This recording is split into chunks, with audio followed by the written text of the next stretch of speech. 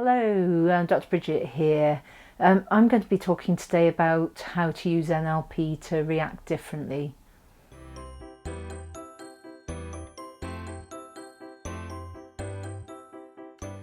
So, how to use NLP to react differently, and I'm talking really about negative consequences of your behaviour, your reactions, and the negative consequences on yourself and potentially on others.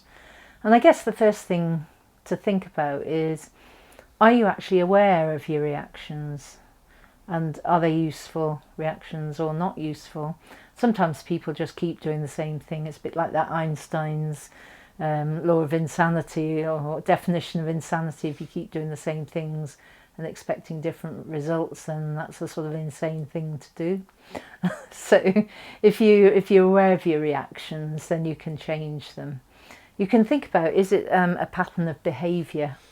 And if so, when did you start doing it? So, quite often people in relationships of any sort will have some negative things that have happened to them in the past.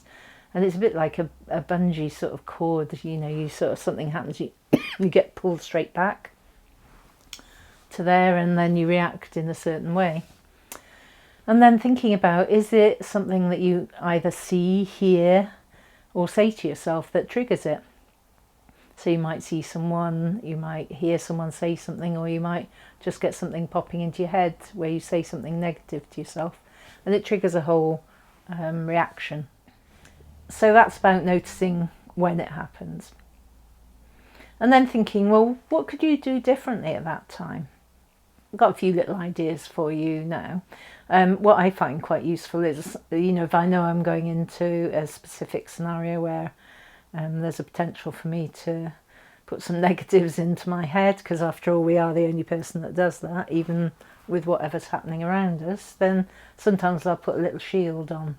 So mine's white. It's just something that bounces off, so words come in and sort of, you see things, it comes in, it just bounces straight off, and it's almost a bit like a bit of dissociation, and that's really useful. And you can make your shield look like whatever you look like it wants to look like, rainbow, white, purple, black, decorations on it, just to amuse yourself when you're wearing the shield. Then you can actually dissociate yourself. So if you put yourself as a fly on the wall and look at yourself and what's going on, then that actually means that you can't do the negative emotions, and everything just becomes really interesting. You can actually tell the person, if there's another person involved, about what you're thinking, feeling, and that helps, because often we think that people know what we're thinking and know why we're doing things, and they don't. So tell the person what's happening. Reframing it then. So all of NLP really is a reframe, but you could sort of sit there and think, well, maybe it's not about me. Maybe they're just having a bad day. Maybe they've got a different, what we call a model of the world. So their reality is different to ours because they've had different experiences, memories. They've got different values, different beliefs, made different decisions, and have some internal filters that are different. So everyone is different, and it's, reframing things to become really interesting. I think since I've been using NLP for myself and teaching it and with clients, then it's quite interesting, because I get really irritated with myself because all I can do is say, oh, that's really interesting. Stop it. But it's fascinating. I don't have those instant reactions to things because my unconscious mind's been sort of reprogrammed, I guess, to think positively or just to be really interested in what's going on around me. So in order to get rid of the reaction, once you've become aware of it, assessed it, know where it's come from, and done a bit of reframing, then if you want to get rid of the reaction, maybe you need to do some timeline therapy, which gets rid of the negative emotions such as anger, sadness, fear, hurt, guilt.